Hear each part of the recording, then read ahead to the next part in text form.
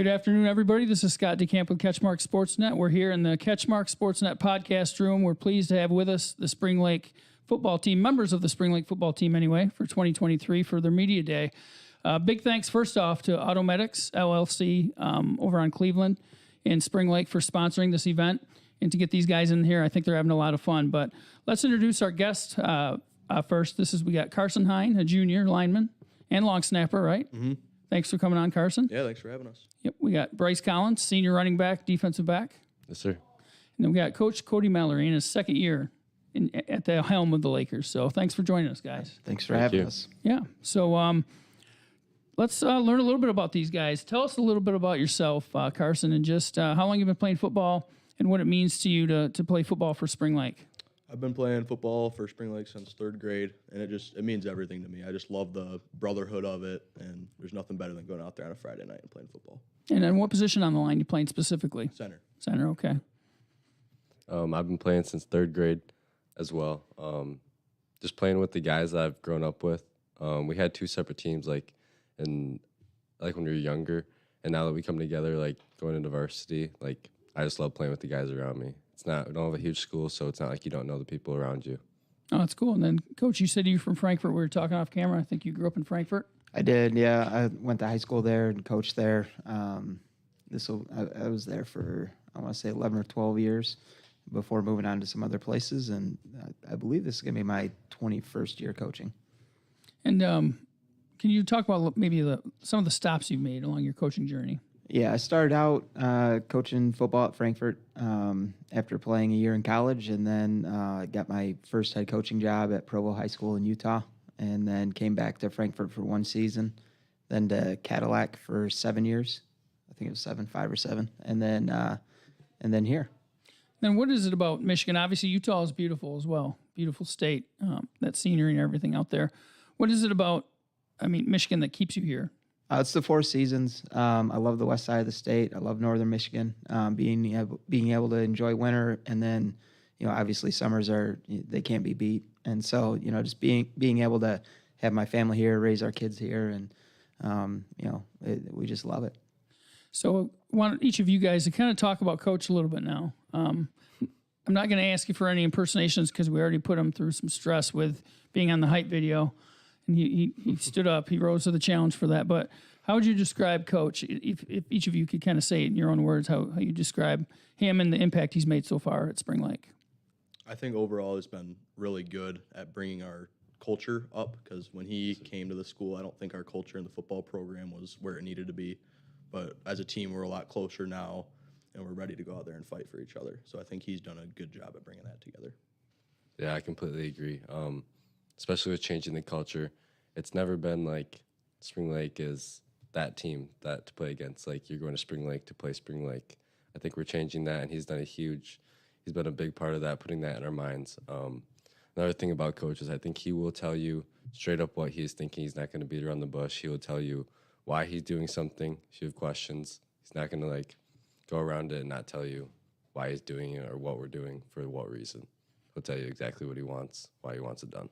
And then what would you say for each of these young men here sitting here today? Great leaders, very high character. They're going to do what we ask them to do, and I think we've got a lot of guys on our team that are very similar, and I think that's what makes this a very fun group to coach. We're not having to coach effort.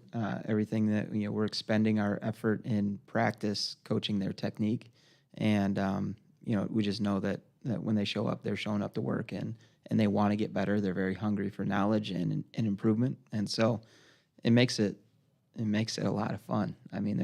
These guys are representative of the larger group, and it's a great place to be. So I want each of you guys to say something nice about each other, and then say something that maybe a lot of people don't know. Maybe there's a nickname, maybe there's a funny story, something like that. I'm putting you guys on the spot. So we can start off, say something nice about this guy over here, your teammate that's on the podcast here with you. I think Bryce is really good at leading by example. He's not the most vocal leader, but I always see him helping out the younger guys and the less experienced players. So I think that's really good. And then about Carson is I think he is a vocal leader before practice. When we're done stretching, we always have somebody that says something. I don't know if there's been a day this summer that Carson didn't say something. he really gets us going for the day, even if it's like we're in the heat and it's not going to be doesn't seem like it's going to be a good one. Carson talks, changes things around, changes the mood. We're ready to go. Any funny stories about the other guy here? You got any? I don't know. I'm not going to put you under the heat that long. So, but what I do want to talk about, and I'm going to eat some crow here for picking against you guys. Wasn't so much against you guys. I guess I was picking for Montague, but maybe it was a homer pick because Montague's right here. But congrats on that nice win you guys had. Thank you. Obviously, you guys had a close loss to them last year. I think it was 2017, and your season opener, you guys went 3-6. This year, you start off at 34-28 win on Thursday over at Montague. How big of a tone setter do you think that could be for you guys? I think it's huge. I mean, that game left a pebble in our shoe, as Coach likes to say, just something that bothers you. So I thought that was really good to set the tone, like, for a winning season. Mm-hmm. What do you think the keys were to that, to getting that W? I think we were ready. We were hungry to play some football. We've been waiting all summer long. Our guys have been anxious. Like, we were just ready to go. And how satisfying is it to get a win like that on the road? I mean, it's always fun to win regardless, but how fun is it to go on someone's field and take that win? It's really amazing. Like, especially starting our first game away, knowing that we have, like, I think it's 3 straight home games next, or 2 straight home games, 3 straight home games next, and just knowing that we're starting away, like, we started with the win, we're ready to go, and I think that was a good start. Mm-hmm. You got these guys. Speak up to the mic. These guys are telling Carson, speak up to the mic. So, Coach, what were your takeaways from the game Thursday night in the opener? I was happy with the offensive performance overall. We graded out at 66% efficient, so we were able to move the ball well. We had some untimely penalties and a couple of turnovers that killed a couple of drives. But when we were executing, I thought we were executing at a high level, and there was still a lot of stuff that we can improve upon, and we saw on film, and we're getting it addressed. Defensively, we didn't play up to our standard, but our defensive coaching staff is top notch, and they're going to get those guys squared away. And I think we talked to our guys, like, between the scrimmage and game 1, and then from game 1 to game 2, I think you see the biggest improvement in a team over the course of the year. And so, we came out with a win, but we also got some very teachable moments on film that we're going to be able to address this week in practice and be stronger because of it once we see Belding this week. Yeah, we'll talk about Belding in the season to come in a minute. I just want to thank our sponsor again, Automedics, for picking up this Media Day, sponsoring Spring Lake football in this Media Day experience. So big thanks to those folks there. So go check them out over on Cleveland there in Spring Lake. So Belding, you said you have coming up next. They've been kind of a regular type playoff type caliber team, and going way back, they were a state title type program. It's a different era now. I believe Monty Price, I think he's still coaching there. He had quite a bit of success at Reed City. But what do you guys anticipate with Belding this weekend, and obviously at home? So that's got to be fun. Yeah, looking forward to the home opener. We know they're going to be a tough team. They're always a historically good program, so that's always tough teams to play. So looking forward to a good game. Yeah, go ahead, Bryce. Yeah, I completely agree, though. We're just looking for it's going to be a good game, and after playing Montague, knowing the stuff we have to work on, watching Belding film, we know it'll be a good one.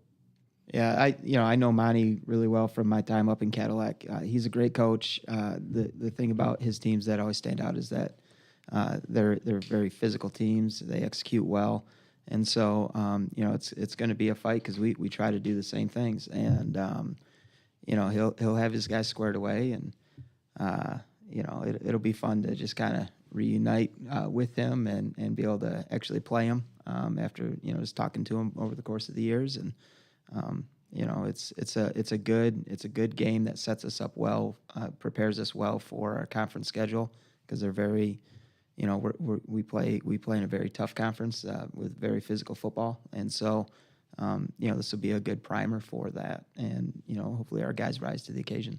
So you have 5 other teammates here, I believe, with you today at Media Day. Who stole the show today? Who's the guy that's hamming it up on the camera the most? I'm going to say George. Yeah, probably George. That would have been my guess, too. Is that yours? Was that your pick as well? Yeah, George. What is that, just George? Does that explain George to a T? He's probably the loudest guy on the team, too, so. Yeah, Yeah, Even with the ear infection, he's still the loudest. You got to be louder because of it. He can't hear himself. Who would you, whether they're here today or not, anyone you'd give a shout out on your team for just maybe putting in a lot of hard work and maybe, improving and just becoming that much bigger of a factor for you guys this year? Is there anyone? I don't want you to necessarily leave anyone out, but is there anyone that you'd really like to give a shout out to? really liking what I'm seeing from the Smees brothers, Owen and Oliver Smees. They could have. I feel like they could have been here just as much as any of us. They put in the work. They do a big part of our team. What positions do they play? They're both linebackers, and one of them is a B back, and the other is an A back. Both type of running backs. You got any, Carson? I've got Brady Hill. He's a sophomore on our team playing O-line and D-line. And he didn't get a lot of reps in game, but he took advantage of the ones he did. And I think he's going to progress really well. Yeah. What about you, Coach? Anyone? I know there's always that danger. You don't want to leave anyone out, but This has been a very, very good group. I mean, I think back in December we really challenged our guys to get better and to commit, and they've all done that. We've had all the guys that are here have put in that time, and then we've got a lot of guys that just weren't able to make it. A guy that really stands out to me is Kyle Wright, who really didn't get a lot of time last year. Lost the quarterback battle to Reed, who was a sophomore, and so Kyle really didn't see the field a lot, and he's turned into really the heartbeat of our team, leadership wise and work ethic, and he's a great kid that really embodies what a lot of these guys do, and this is a very enjoyable group. Like I'm loving my time with them, and I just want the season to keep going. Just before we sign off on this podcast, what are you guys' goals like long term for the season? And what are you guys looking? What are you marking down as those goals? I want to return to the playoffs. I've never played in the playoffs, and Coach told us a stat the other day that Spring Lake's won 6 playoff games in 62 years. So that's a big goal, is to not only get to the playoffs, but win a game or two in there. Yeah, I mean, it's same. We all talk about the same goals pretty much every day. We get reminded weekly what the long-term goal is in this program, changing the culture, as we've said. I've only played in one playoff game, and it was just getting bumped up to varsity just for playoffs. And that's all I've played in. But we all have the same goal, long run, changing the culture, changing the program around here. Oh, and that's like you said, Cody, that's a tough league. You've got, just rattling off. And I'm just thinking about those teams. Now there's no week off, really. I know that sounds cliche, but. No, there isn't. I mean, we've got a league that has great coaches. They got great players. Last year, there were 4 teams that made the playoffs out of our league, and they all won their week 1 playoff matchup. And the leagues don't switch till next year, right? Yeah, next year it'll change up, but it's I would say our league gets tougher next year, and so it really, if you can survive enough of those games to make the playoffs, it really sets you up to do some damage once you're there, and so it starts with winning the games that are in front of you at the time, and so we were able to accomplish that this past week. We've got another opportunity to do that now, and really get ourselves set up for league play, because it doesn't slow down after that. We've got Belding, and then Unity, and then Coopersville and West Catholic all in a row, and all 4 of those teams are solid football teams that we're going to have to elevate our play every week and continue. We really stress about incremental improvement throughout the season, and we're going to have to do that because it's coming, and we've got to get ourselves into a position where we can be successful there. All right. Well, thanks a lot, guys. Appreciate being on the podcast here at your media day. We got Carson Hine, Bryce Collins, and Coach Cody Mallory. I'm Scott DeCamp of CatchMark SportsNet. Again, thank you to Automedics for sponsoring this event, and best of luck to the rest of the season to you guys. Thank you. Thanks, Scott. You bet.